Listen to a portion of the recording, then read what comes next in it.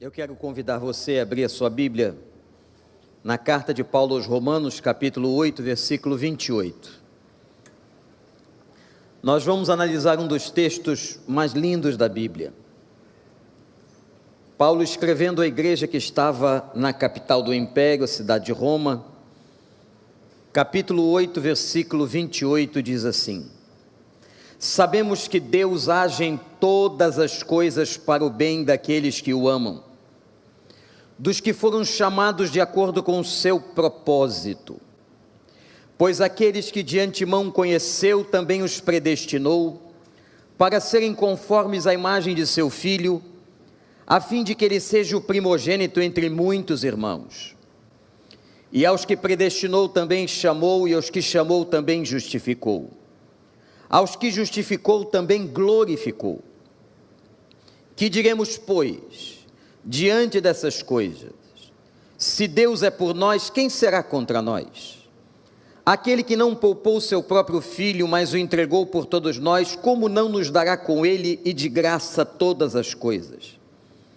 Quem fará acusação contra os escolhidos de Deus? É Deus quem os justifica. Quem os condenará? Foi Cristo Jesus que morreu e mais, que ressuscitou e está à direita de Deus e também intercede por nós. Quem nos separará do amor de Cristo? Será tribulação ou angústia, ou perseguição, ou fome, ou nudez, ou perigo, ou espada? Como está escrito: por amor de ti enfrentamos a morte todos os dias. Somos considerados como ovelhas destinadas ao matadouro, mas em todas estas coisas somos mais que vencedores por meio daquele que nos amou.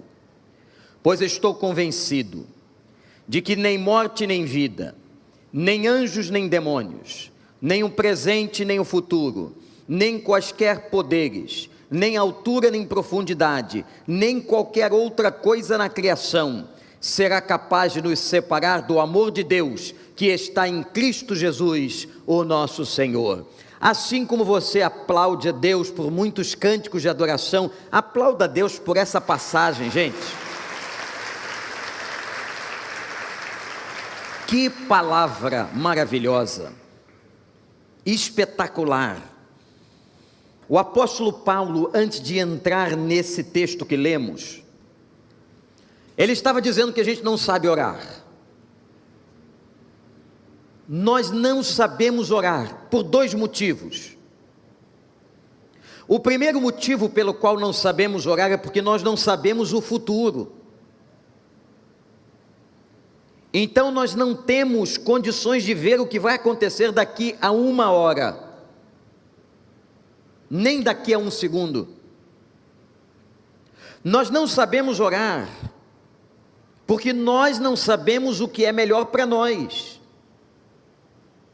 A nossa natureza nos impede de nós sabermos o amanhã e o que será melhor para nós. Então Paulo está dizendo, nós não sabemos orar. Gente, ele nos coloca na condição de uma criança, de um filho, e coloca a Deus na condição de um grande pai. E atenção, muitas vezes, o filho não entende o que o pai está fazendo. Ora, quando ele faz essa introdução, falando que nós não sabemos orar, Paulo traz agora 3 sentenças maravilhosas. Eu queria que você que está em casa, ou aqui, nessa casa de oração, pudesse anotar isso no coração. Eu tenho certeza que Deus vai abençoar a sua vida com essa palavra. As 3 sentenças. A primeira: Deus age em tudo. Repete comigo: Deus age em tudo. Versículo 28 começa Paulo dizendo o seguinte: nós sabemos que todas as coisas cooperam para o bem daqueles que amam a Deus, chamados pelo seu propósito. Nós sabemos. O texto original aqui tem uma expressão matemática. Não é, gente, uma coisa provável, mas é algo exato. Não é uma conjectura, não é uma hipótese, nós sabemos. E o que é que Paulo está afirmando que nós sabemos? Nós sabemos que todas as coisas cooperam para o bem daqueles que amam a Deus. Eu quero dizer a você nesta manhã, que Deus está hoje, nesse momento, trabalhando a teu favor. Amém, gente? A vida é feita de vales, a vida é feita de lágrimas, de sofrimentos, a vida é feita de alegrias, a vida é feita de conflitos, a vida é feita de decepções. Mas o que Paulo está dizendo aqui é extraordinário. Ele diz que tudo que está acontecendo vai no final cooperar para o bem daqueles que o amam. Mas observe uma coisa importante. Paulo não está dizendo que tudo que acontece é bom. Não está dizendo isso. Ele não está dizendo isso. Ele não está afirmando que tudo que acontece no nosso dia a dia é bom, não. Mas ele está afirmando que no final das contas, tudo que aconteceu, Deus está trabalhando de uma tal maneira que vai e estará contribuindo para o nosso bem. Louvado seja o nome de Deus. Eu quero dizer para você, olhe para mim, que no final de tudo vai dar certo. Essa é a filosofia, essa é a vida cristã, gente. Não importa a vida daqueles que não conhecem a Deus, agora não. Eu estou falando com você que conhece a Deus. Faz um exercício interessante, olha para trás. Olha para trás. E se lembra de tudo que aconteceu, que naquela época você disse e pensava que não era bom, mas que hoje, quando você olha para trás, você tem uma total convicção e certeza que aquilo que aconteceu, apesar de ter sido duro e difícil, contribuiu para o crescimento da sua vida e para o seu bem. Amém ou não, gente? E Paulo diz aqui, tudo vai cooperar, tudo, para o bem daqueles que amam. É interessante isso. Se você ama Deus, se você é convicto do seu amor a Deus, tenha certeza que Ele está trabalhando em teu favor, e que Ele tem propósitos para a tua existência. Agora guarda uma coisa no coração: Deus age, segundo Romanos 8:28, de acordo com os propósitos dEle e não de acordo com a nossa vontade. Então saia daqui agora com essa mensagem, leve para a sua casa, ou você que está aí, que o nosso Deus e todas as coisas que acontecem na vida de uma pessoa que ama a Deus, que o nosso Deus é capaz de pegar essas coisas e trabalhar e transformar para o nosso bem. Louvado seja o nome do Senhor.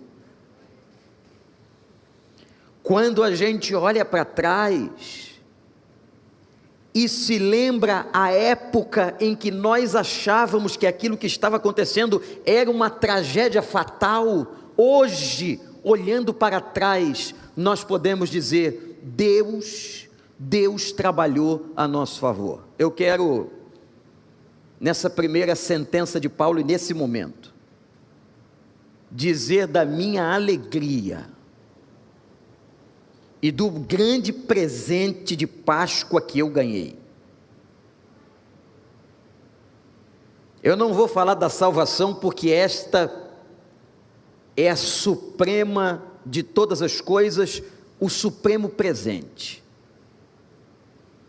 Mas o grande presente do Senhor, onde esse texto se cumpre, é ver hoje pela manhã aqui a pessoa do pastor Daniel Camaforte. Esse foi o grande presente, e vê-lo ao lado da Simone, da Nicole, da Sofia. Que alegria ver essa família. Isso mostra para nós a glória de Deus. Isso mostra para nós que até as tragédias que nós olhamos para trás, que aconteceram, como Deus trabalha a nosso favor, como Deus abençoa, como nós não conhecemos a mente de Deus, como Deus é um Deus gracioso, como Deus é bondoso, como Deus é misericordioso, como Deus faz o que nós não imaginamos. Louvado seja o nome desse Deus, porque tudo coopera para o bem daqueles que o amam, e você foi chamado para o seu propósito. Pastor, tem uma segunda sentença aqui. Paulo começa a dizer quem nós somos, depois que ele afirma, depois que ele declara que tudo coopera para o bem, ele diz no verso 29 e 30, quem nós somos. Interessante isso. Ele diz assim: aos olhos de Deus e para Deus, Ele primeiro nos conheceu. Aquele que dantes nos conheceu, diz o texto. Quando a Bíblia fala de um Deus que conheceu, a Bíblia está falando de um Deus que tem propósito, que tem plano, que tem desígnio para a vida de uma pessoa. Isso me lembra o profeta Jeremias, quando Deus disse a ele: eu conheci você antes do ventre da tua mãe, antes de você ser uma figura informe, eu te conheci, eu tinha propósito para você. Isso vale para a tua vida, meu irmão e minha irmã. Aquele que dantes te conheceu, e Paulo continua, ele te predestinou. Agora é importante aqui, cuidado com essa expressão. Ele nos predestina para sermos seus filhos. O texto diz que ele nos predestina para sermos conforme a imagem do seu filho. Ele não está aqui dizendo de uma seletividade de Deus, isto é, que Deus salva uns e manda outros para o inferno, que Deus criou uns para o céu e outros para o inferno. Não é isso. Ele está dizendo que todos aqueles que creem foram predestinados para serem filhos. Jesus aqui é chamado do nosso irmão mais velho. Que coisa linda. Aquele que dantes nos conheceu, nos predestinou para sermos filhos, nos chamou, diz o texto. Eu quero dizer para você que Deus chamou você pelo seu nome, como Ele fez com Zaqueu, como Ele fez com Mateus, como Ele fez com Bartimeu. Deus tem tanto carinho e tanto cuidado com você e comigo, que Ele chamou a gente pelo nome. Louvado seja o seu nome. Aquele que te conheceu, te predestinou, te chamou, e Paulo diz mais, Ele te justificou. E tudo por causa da ressurreição. O que é justificação? É o ato de justificar, linguagem jurídica. Cristo morreu por nós, como nós lembramos hoje na ceia. Mas ele ressuscitou. Esse ato vicário, isto é, esse ato em favor de nós, que ele morreu e ressuscitou, foi o ato que ele pagou o preço dos nossos pecados. Ele riscou, como diz Paulo aos Colossenses, o escrito de culpa que havia contra nós. A sua ressurreição selou todas as coisas. Então Paulo está dizendo quem somos. Ele nos conheceu antes de nós nascermos. Ele nos predestinou. Ele nos chamou. Ele nos justificou. E ele diz assim, ele nos glorificou. Isso aqui é uma palavra de ato de fé. Eu quero dizer uma coisa a você, meu irmão. No meio dessa loucura toda que nós estamos vivendo, a nossa jornada, a sua vida, a vida de uma pessoa que ama a Deus, não terminará com um corpo maltratado, não terminará com as rugas do tempo. O corpo de uma pessoa que ama a Deus não termina no pó, e nem nos sacos dos necrotérios, e nem nas sepulturas, porque nós receberemos um corpo glorificado, como foi o corpo de Cristo na sua ressurreição. E Paulo diz, assim como ele ressuscitou, nós também ressuscitaremos junto com ele. Nós receberemos um corpo glorificado semelhante ao de Cristo, resplandecente. E não haverá, gente, não haverá mais nem luto, nem pranto e nem dor. Louvado seja o nome do Senhor. A primeira sentença de Paulo, ele afirma, nós sabemos que tudo coopera para o nosso bem. Na segunda sentença de Paulo, ele diz, quem somos diante de Deus? Aquele a quem Deus chamou, predestinou, justificou e conheceu antes de que nós fôssemos formados.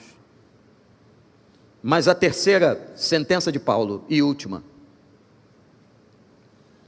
Paulo fala do nosso Deus como um Deus de vitória. A primeira sentença está no verso 28.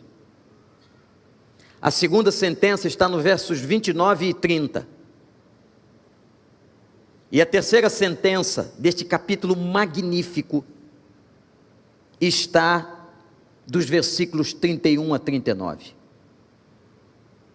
Dos versículos 31 a 39, gente, o apóstolo Paulo faz 5 perguntas retóricas. 5 perguntas. A primeira: quem será contra nós? Quem será contra nós? Eu quero dizer para você que quem está do seu lado é Deus, aquele que te chamou, aquele que te justificou, aquele que vai te glorificar, é Ele que está ao seu lado. Pode o inferno inteiro se levantar. Gente, pode o inferno inteiro se levantar feroz contra nós.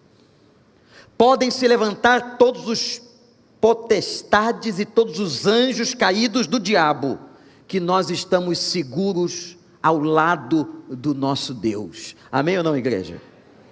Glória a Deus. Aquele que nos amou, aquele que nos escolheu, aquele que nos chamou, aquele que nos justificou, aquele que nos glorificou. John Stott, que foi pastor da rainha da Inglaterra, escreveu um livro muito interessante, O Mundo, a Carne e o Diabo. E ele diz uma coisa: o mundo, a carne e o diabo podem continuar se alinhando contra nós, porém nunca nos poderão vencer. Eu vou repetir para que você saia daqui com essa palavra de esperança bíblica. o mundo, a carne e o diabo podem continuar se alinhando contra você, contra nós, porém nunca nos poderão vencer. Você acredita nisso? Quem será contra nós? É a primeira pergunta de Paulo. Quem será contra nós se nós temos Ele do nosso lado? O nosso Pai, o nosso amigo, o nosso Senhor, o nosso Salvador. Quem? Quem será contra nós? Segunda pergunta retórica. Paulo diz assim: como não nos dará com Ele todas as coisas? A segunda pergunta, Paulo está dizendo assim: se Ele nos deu o seu Filho, o seu precioso Filho, como Ele não nos vai dar todas as coisas? Deixa eu dizer uma coisa para você, meu irmão, minha irmã, você que está em casa ou aqui. Deus já te deu todas as coisas. A única coisa, ou as únicas coisas que Ele não te deu, foram aquelas que não eram boas para você. Mas todas as coisas boas o Senhor nos deu. Paulo aqui está usando uma passagem de Gênesis 22, quando Abraão deu o seu filho. Diz a Bíblia que ele entrega o único filho. Deus o pede, ele leva o filho para ser imolado. Ao pegar o punhal para matar o próprio filho, imagine isso, você, mãe e pai, Deus lhe segura a mão. Capítulo 22 de Gênesis, verso 16. Deus vai dizer a Abraão: você não me negou o seu único filho. Você não me negou o seu único filho. Deus não negou para nós e por causa de nós o seu único filho. Deus amou o mundo de uma tal maneira, gente, de um tal jeito. A expressão é tão interessante que não tem como definir com palavras. É de tal maneira que Ele deu. Ele pegou o filho dele e deu. Quem é que pode entender esse amor? Altruísta, sincero. Sabe, eu estava pensando, quem entregou Jesus não foi Judas Iscariotes por 30 moedas. Quem entregou Jesus não foi Pôncio Pilatos, com medo da multidão e da posição política. Quem entregou Jesus não foram os judeus por inveja. Quem entregou Jesus foi o seu próprio Pai, foi Deus. Por isso que Paulo está dizendo: aquele que nos entregou o seu Filho, como não nos dará todas as coisas? Ele é teu Deus, Ele é teu amigo, Ele é teu Senhor, Ele é teu Salvador, Ele está vivo, vivo. Por isso, como Ele não vai te dar todas as coisas? Ele só não vai dar, e você só não dá para o seu filho aquilo que não é bom. Então a primeira pergunta retórica de Paulo, na sua terceira sentença, foi: quem será contra nós? Quem será contra nós se Ele está do nosso lado? A segunda pergunta: como Ele não nos dará todas as coisas? A terceira pergunta retórica de Paulo: quem nos acusará? Quem é que tem autoridade? Quantas vezes Satanás acusa você? Traz à nossa memória os nossos pecados, diz que você não é digno de estar na casa do Senhor, de trabalhar para o Senhor, de servir ao Senhor. O tribunal de Deus já nos absolveu, aleluia. Ele pagou pelos nossos pecados. Como diz o profeta Isaías, Ele bebeu o cálice que nós deveríamos beber. O cálice da ira de Deus, por causa do pecado, Ele bebeu por nós. Cristo morreu, como diz o hino, a nossa morte, e nos declarou justos. Eu quero afirmar que Ele olha para a sua vida e te vê uma pessoa justa. Você vai dizer: como, pastor? Eu sou tão errado, tão cheio de pecados. Como que Ele pode me ver uma pessoa justa? Porque Ele te justificou em Cristo. Quando Ele olha para você, Ele olha através de uma lente. Essa lente chama-se Jesus. E quando Ele olha para a tua vida, Ele vê uma pessoa justa, porque Jesus está na frente deste olhar e Ele te justificou. Por isso que Ele morreu. Ele morreu e Ele ressuscitou. Quem poderá nos acusar? A nossa dívida foi paga lá na cruz, gente. Aleluia. Hoje é o dia, festa da Páscoa. Jesus é a nossa Páscoa, aquele que pagou a nossa dívida. E o pagamento dessa dívida começou na cruz e terminou na ressurreição. Tudo que você devia, tudo que eu devia, tudo que nós devíamos está pago. Não adianta Satanás colocar o dedo no seu rosto todos os dias, acusando você de pecados do passado, de situações do passado. Não adianta, porque Ele te justificou. Quem pode nos acusar? Ninguém, ninguém, ninguém. Aleluia. Primeira pergunta retórica de Paulo: quem será contra nós? Repete comigo: quem será contra nós? Segunda: como não nos dará com Ele todas as coisas? Terceira: quem vai nos acusar se Ele já nos justificou? Quarta, a quarta pergunta retórica de Paulo: quem nos condenará? Agora não é só acusar, é condenar. Condenação é um ato definitivo, é sentença final. Eu quero dizer para você, guarda isso e vai para casa jubiloso, jubilosa hoje, que a tua sentença já foi dada pelo Senhor Jesus. Você está salvo. Os demônios, os críticos, aquela galera toda que não gosta de você, aquela gente que quer te condenar, não tem como fazer isso.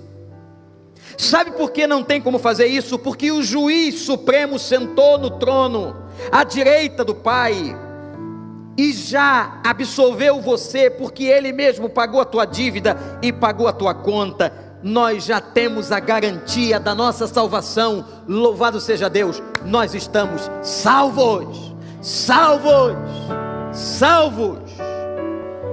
Quem nos condenará? E a certeza da nossa salvação, o nosso passaporte é o Espírito Santo, diz Paulo, penhor da nossa herança.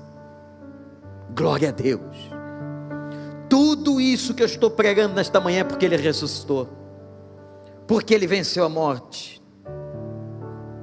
Vem então a quinta e última pergunta retórica de Paulo: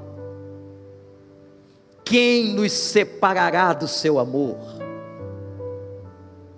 Quem nos separará do seu amor? Quero declarar nesta manhã, gente, que nós somos inseparáveis de Cristo. Aleluia. Nada, nada, nada, nada, nada nos separará do seu amor. E Paulo, na sua pergunta, ele mesmo vai dando as respostas. Nem as tribulações de cada dia, nem as angústias e ansiedades que nós sentimos, nem a perseguição que nos ameaça, nem a fome que está diante de nós, trazendo tanta insegurança, porque todo dia o teu sustento, o teu trabalho é ameaçado, nem a nudez, nem a vergonha, nem todos os perigos presentes neste mundo, nem a espada que quer cortar o teu pescoço e a tua cabeça, nada pode nos separar do amor de Deus em Cristo Jesus. Gente, tem que sair daqui dançando pela avenida, louvando a Deus, e tudo isso é porque Ele ressuscitou. Glória, glória, glória, glória ao nome do Senhor. Glórias ao nome do Senhor.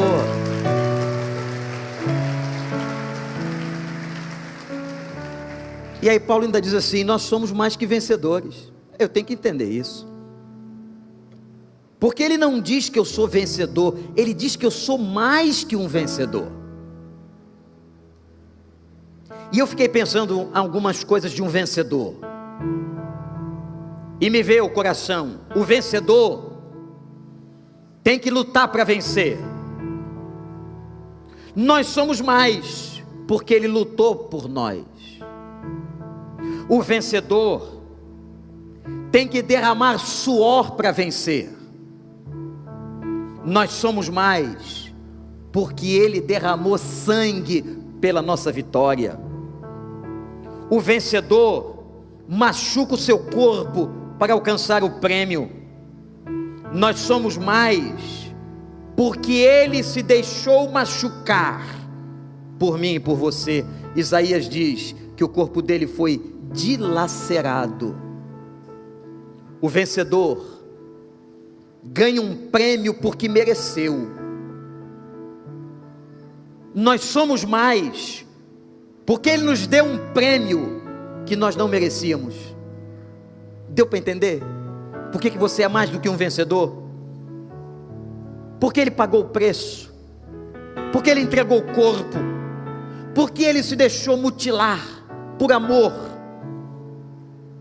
Ele deu por graça e de graça. E aí Paulo, terminando esse maravilhoso, magnífico texto, vai dizer assim: estou convencido. Estamos convencidos. Você tem que sair daqui convencida, convencido. De quê? De que nós, olha para mim, nós e Deus somos inseparáveis. Nada nos separa desse amor. E aí Paulo começa de novo a traçar e dizer que nem a morte nem a vida, porque se eu estou vivendo em Cristo, e se eu morrer, é a porta do céu para ficar para sempre com Ele. Nem a morte nem a vida, nem os anjos nem os demônios, diz Paulo. Os rabinos daquela época, Paulo era rabino, ensinavam que haviam anjos e poderes celestiais que queriam nos destruir. Aí Paulo está dizendo que nada nos separa do amor dele, nem anjos, nem demônios, nem vida, nem a morte, nem o presente, nem o futuro, nem o tempo. Pode passar o tempo que for, nós e Deus somos inseparáveis. Poderes extraordinários, altura e profundidade, nada nos separa do amor dele. E ele diz assim: a criação. Por que ele fala da criação? Porque naquela época acreditava-se que a criação, como até os dias de hoje, é capaz de interferir na existência, como as luas interferem nas marés. O que Paulo está dizendo é que não há nada na natureza, nada extraordinário que nos separa do amor dele. Não há nada, nem o firmamento, nem as galáxias, nem as estrelas, nem os planetas, nem os asteroides, nem os cometas, nada nos separa. Pode acontecer na natureza o que acontecer ou tiver que acontecer, somos inseparáveis. Nem a Covid-19 separa a gente do amor de Deus, aleluia. Nada nos separa do amor de Deus. Eu estava me lembrando, quando preparava esse texto, que Jesus se separou dos discípulos durante os 3 anos do ministério por 3 dias. Quando ele morreu,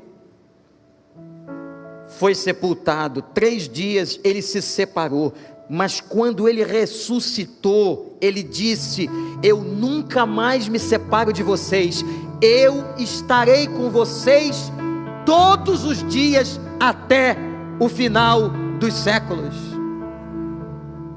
até o final da história. Vai para casa, meu irmão, minha irmã, você que está em casa, creia, Ele está com você o tempo todo. Por mais que possa não parecer, Ele está com você, Ele está aí onde você está, porque tudo coopera para o bem daqueles que amam a Deus, e nada nos separa do seu amor. O capítulo 8 de Romanos, olha que interessante, o versículo 1 começa dizendo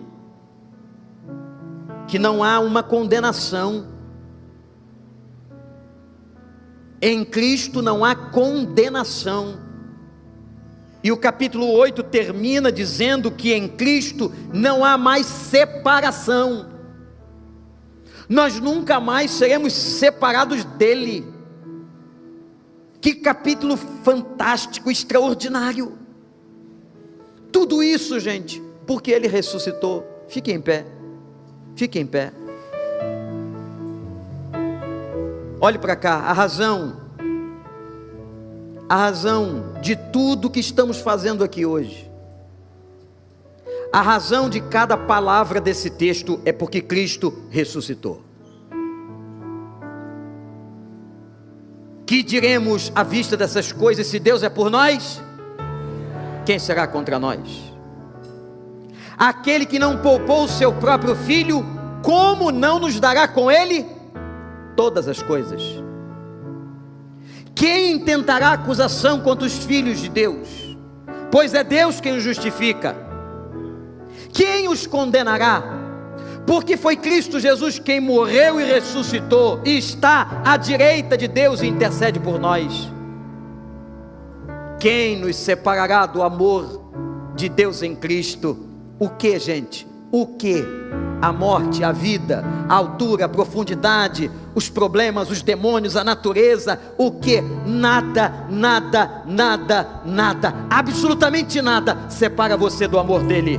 Você está garantido, você foi escolhido, você foi chamado, você foi predestinado para ser filho, você foi e será glorificado. Pela fé o foi, e no fato histórico será. Louvado seja o nome do Senhor. Tudo isso porque ele ressuscitou, ele venceu o aguilhão da morte, e agora ele sentou no trono, ele está no trono, à direita do Pai, à direita, e está pedindo por nós. Jesus está orando por nós, está pedindo por você. Vai para casa na certeza de que nada te destruirá, de que nenhum demônio, nenhum inimigo, nada será contra você. Você hoje, a partir da ressurreição, é inseparável de Deus. Nada te separa, nada te tira Deus, nada tira o teu Senhor da tua vida, o teu Salvador. Sabe por quê? Porque Ele está vivo.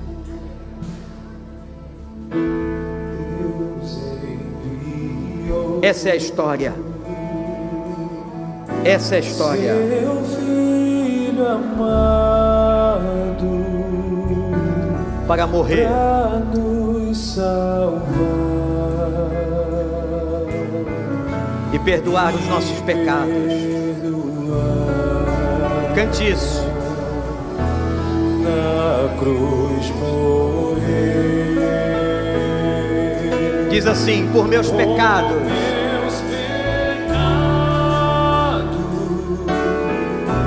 mas ressurgiu e vivo, o Pai está. Porque Ele vive, eu posso crer no amanhã. Porque Ele vive,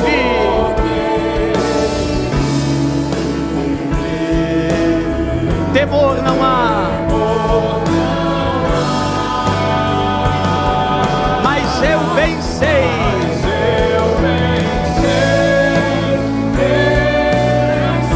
que a minha vida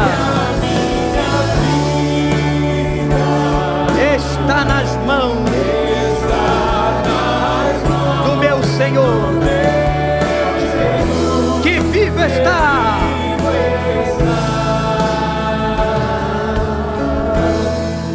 E quando enfim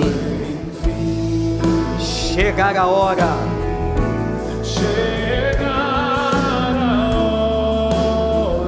a morte para nós é a porta do céu. A morte para nós é a porta do céu.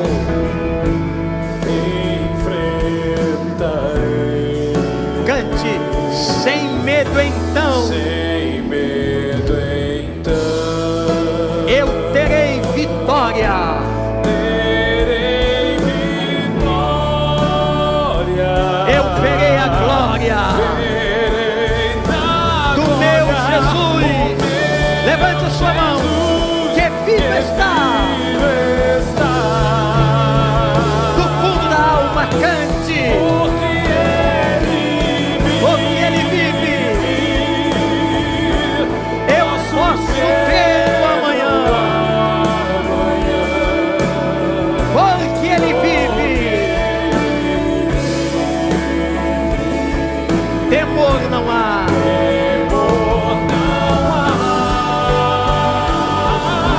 Mas eu bem sei. Eu sei que a minha vida está nas mãos do meu Senhor.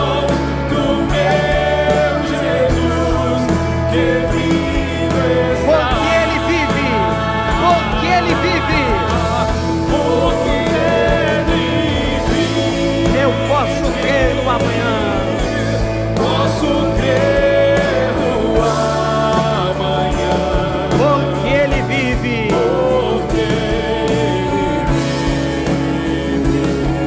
Temor não há. Aleluia. Eu bem sei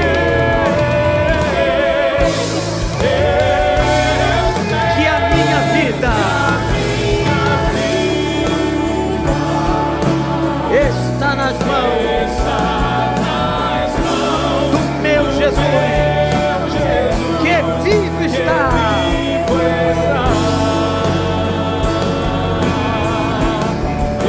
Está nas mãos do meu Jesus, que vive está. Está nas mãos do meu Jesus, que vivo está.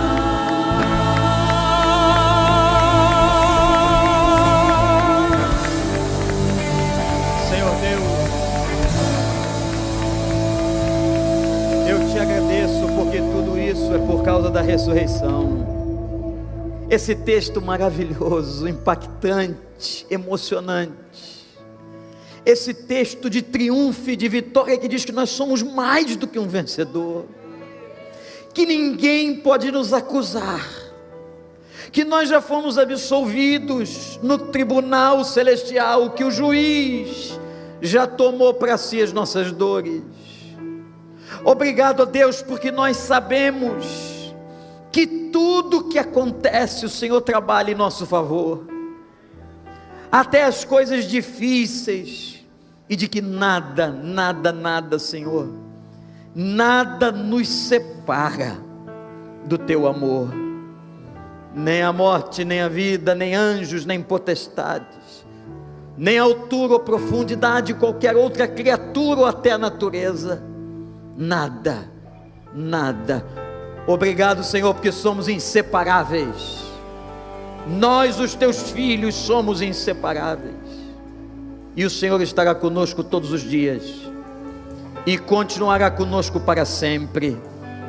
Aleluia, aleluia, aleluia. Em nome de Jesus. Vai para a tua casa, crendo nessa palavra, adorando, cantando ao Senhor, porque Ele está vivo.